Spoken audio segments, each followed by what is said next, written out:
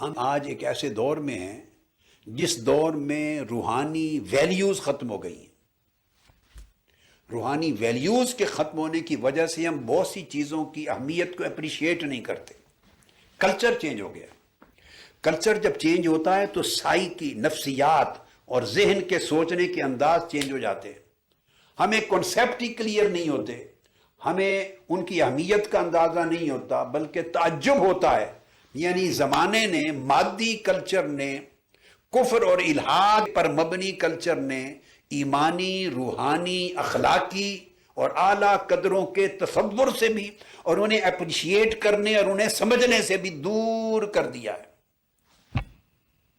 اس لیے یہ بات سمجھا رہا ہوں تاکہ آپ بھی سنیں اور بچے بھی سنیں، سمجھیں۔ اور خاص طور پہ آج اس مادی کلچر میں ادب اور تعظیم و تکریم یہ نکل گیا ہے۔ اللہ کا ادب، اللہ کے رسول کا ادب، اللہ کے دین کا ادب، قرآن کا ادب، کعبۃ اللہ کا ادب، روضہ رسول کا ادب، مدینہ طیبہ کا ادب، اہل بیت اطہار کا ادب، صحابہ کرام کا ادب، اولیاء و صالحین کا ادب، والدین کا ادب، مشائخ کا ادب، بزرگوں کا ادب، یہ سارے آداب ہیں۔ آداب ہمارے زندگی کے کنسیپٹ سے نکل گئے ہیں۔ ہماری لائف بالکل آپ سمجھیں ادب سے خالی ہو گئی۔ ہم ادب سے شناسا نہیں رہے۔ ادب کے 4 درجے ہیں جن پر پورے دین کی عمارت قائم ہے۔ ایک اللہ کا ادب،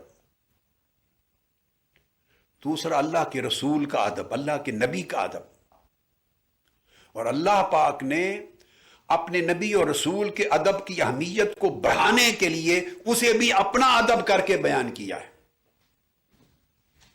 تاکہ لوگ اللہ کے ادب اور اللہ کے نبی کے ادب کی اہمیت میں فرق نہ کریں۔ تو ایک اللہ کا ادب، ایک اللہ کے نبی کا ادب، پھر تیسرا اکابر کا ادب، بڑوں کا ادب۔ ان بڑوں میں اہل بیت اطہار اور صحابہ کرام، اولیاء صالحین سے لے کر ماں باپ، اساتذہ، مشائخ، ٹیچر سارے آ جاتے ہیں۔ بڑوں کا ادب۔ تیسرا پھر اپنے جیسوں کا یا چھوٹوں کے ساتھ ادب، پوری مخلوق کا ادب۔ تو ادب کے 4 درجے ہیں۔ سارا دین ادب کے ان 4 درجوں پر قائم ہے۔ اگر ادب نکل جائے تو دین کچھ نہیں بچتا، دین نہیں بچتا۔ اس تصور کو ذہن میں رکھیں۔ دیکھیے کتنا ہزارہ میلوں کے فاصلے پر کعبۃ اللہ ہے، ہمیں نظر نہیں آ رہا، نظر نہیں آ رہا، لیکن اللہ رب العزت نے نماز اپنی عبادت کے لیے، نماز پڑھنے کے لیے اس کعبے کی سمت کو مقرر کر دیا ہے، اللہ کے گھر کا ادب تاکہ قائم ہو، ورنہ اللہ کی عبادت کسی سمت کی محتاج نہ تھی۔ قرآن مجید میں ہے، فرمایا اینما تولوا فثم وجہ اللہ، جدھر چہرہ کر لو، جس طرف پھر جاؤ، وہی اللہ کی سمت ہے۔ اور فرمایا وَلِلَّهِ الْمَشْرِقُ وَالْمَغْرِبُ، مشرق بھی اللہ کا ہے، مغرب بھی اللہ کا ہے۔ جدھر منہ کر کے کھڑے ہو جاؤ تو اللہ کی عبادت کسی سمت کی محتاج نہیں ہے، اللہ کی عبادت ہو جائے گی۔ جب یہ فرمایا کہ اللہ کی عبادت کسی سمت کی محتاج نہیں، تو ہمیں کیوں پابند کر دیا ہے کہ ہم قبلہ رخ منہ کر کے کھڑے ہوں تو نماز ہوتی ہے، ادھر دائیں بائیں پھر جائیں تو نماز ہی نہیں ہوتی؟ حالانکہ کعبہ تو نظر ہی نہیں آ رہا، آگے تو گھر ہیں، محلے ہیں، شہر ہیں، پھر ملک ہیں، پھر سمندر ہیں، کہیں آگے جا کے قبلۃ اللہ کہ کعبہ شریف آتا ہے مکہ معظمہ میں۔ تو ہمیں سمت کا پابند کیوں کیا ہے جبکہ اللہ رب العزت کی عبادت اٹ سیلف کسی سمت کی پابند نہیں ہے، وہ جہتوں سے پاک ہے۔ جو بار بار ارشاد فرمایا للہ المشرق والمغرب، ساری سمتیں اللہ کی ہیں، اور جدھر چہرہ جدھر کر لو وہی اللہ کے لیے سمت ہے عبادت کی۔ تو پھر کیوں؟ یہ اللہ کے گھر کا ادب۔ تو نماز کو بھی ادب کے ساتھ جوڑ دیا ہے تاکہ اس سمت کی طرف منہ کرو، اس سمت کا ادب ہو۔ ادھر کعبہ ہے، آپ گھر لیٹے ہوئے ہیں، کعبہ کی طرف ٹانگیں کر کے سوتے نہیں، یہ سمت کعبہ کا ادب ہے۔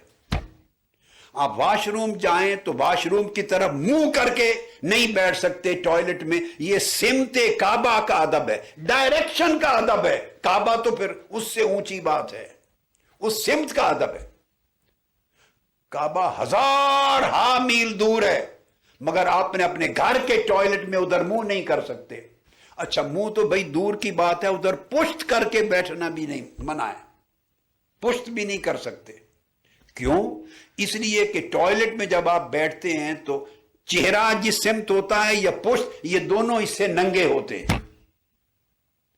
तो गोया आप नंगा नहीं बैठ सकते टॉयलेट में, बैक या फ्रंट उस काबा की सिमत हो जाए तो सिमत का इतना अदब है, आप अंदाजा कर लें। काबा की तरफ मुंह करके थूक नहीं सकते।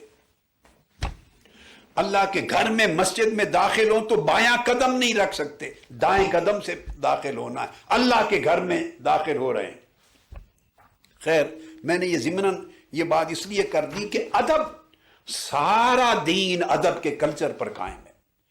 जिस दीन से, जिस अकीदे से अदब निकल गया, ताजीम और तकरीम निकल गई, अल्लाह का अदब था या अल्लाह के रसूल का अदब था या सहाबा अहले बैत और या सालिहीन और अकाबिर का अदब था या अल्लाह की बाकी मखलूक जो हमारे जैसी छोटी बड़ी उनके साथ अदब था, जिससे अदब निकल गया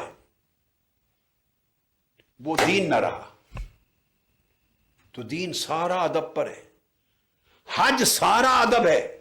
हज अल्लाह का घर है, पत्थरों का बना हुआ एक घर है, उसके इर्द गिर्द आप तवाफ कर रहे हैं। अगर उसकी निस्बत ना हो अल्लाह के साथ तो पत्थरों के कितने कमरे हैं, कौन तवाफ करता है। सफा मरवा पे आप चक्कर लगाते हैं, उसकी निस्बत हजरत हाजरा की तरफ है, उसका अदब है, वो सही ये सफा मरवा आपके हज और उम्रे का हिस्सा बन गया है, ये अदब है। फरमाया वमन युअज़्ज़िम शआइर अल्लाह फइन्नहा मिन तक़वल क़ुलूब, जो अल्लाह की निशानियों का अदब करता है, बस ताजीम करता है, वो ताजीम करना भी दिलों का तक़वा है। अब शायर अल्लाह में क्या, इन्न सफा वल मरवता मिन शआइरिल्लाह, ये सफा और मरवा के पहाड़ ये अल्लाह के शायर हैं। अब आपका केपी के पहाड़ों से भरा पड़ा है, शुगरान कागान से आगे चले जाएं सब पहाड़ी पहाड़ हैं, सारी दुनिया पहाड़ों से भरी पड़ी है। भाई पत्थर एक जैसे होते हैं, ये पत्थरों और पहाड़ों का अदब सोचने की बात है। फरमाया इन्न सफा वल मरवा मिन शआइरिल्लाह, सफा और मरवा के पहाड़ अल्लाह के शायर हैं, यानी अल्लाह की निशानियां हैं। अल्लाह की कैसे निशानियां हैं? अल्लाह रहता है यहां? नहीं। अल्लाह का कोई नुज़ूल होता है? नहीं। ना अल्लाह का क़याम, ना अल्लाह का गुज़र, ना अल्लाह का मुकाम।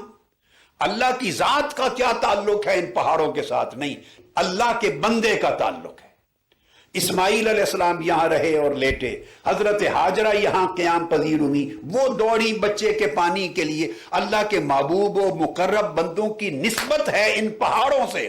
उन पहाड़ों को अल्लाह ने शायर बना दिया और इन शायर की ताजीम को अल्लाह ने दिलों का तक़वा इबादत बना दिया और हज और उम्रे का हिस्सा बना दिया। ये एक एग्जाम्पल्स हैं, जस्ट एग्जाम्पल्स हैं। ये तसव्वुर समझने के लिए कि दीन और ईमान उसका अपना एक कल्चर है, उसकी एक अपनी साइकी है। दीन और ईमान का कल्चर अदब और ताजीम और तकरीम पर कायम है।